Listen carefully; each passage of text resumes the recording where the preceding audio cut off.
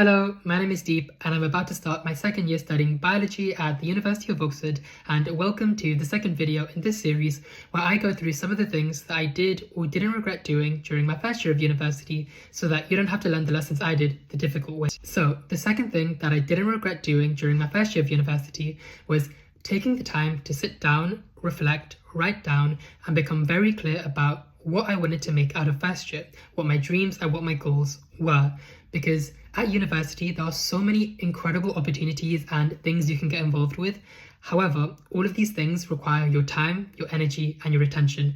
And there are only 24 hours in a day and only 7 days in a week.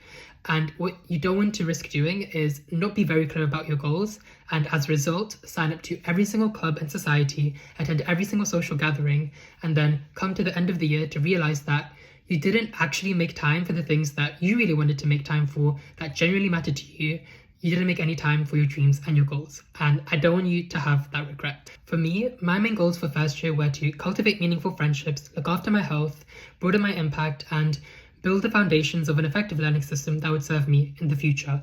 And this really helped me filter through all of the opportunities and choices that I was presented with during first year. It meant that I didn't go to every single social gathering and didn't sign up to every single club and society, but that meant I had the time, the energy, and the attention to get at least 8 hours of sleep every single night and spend at least 45 minutes exercising on most days. And it also meant that I had the extra time and energy capacity to learn about, experiment with, reflect upon, and build a learning system of much more effective study techniques than I had during A-levels. It also meant that when I did discover opportunities that really aligned with my goal of broadening my impact, I had the time, the energy, and capacity to give my all, give my 100% towards applying to those opportunities and showing up as best as I can for those opportunities.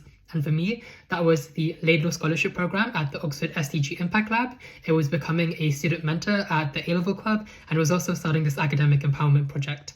And in the end, I was able to achieve almost all of the goals that I set out for myself during first year, which I'm so proud of and so happy about. So if you're starting first year, I would really recommend you taking the time to reflect upon, write down, and become clear about your dreams and your goals. Because if you aren't clear on your dreams, you can't turn them into goals, and therefore you can't turn your dreams into reality. Follow along if you want to hear more of the lessons that I learned during first year.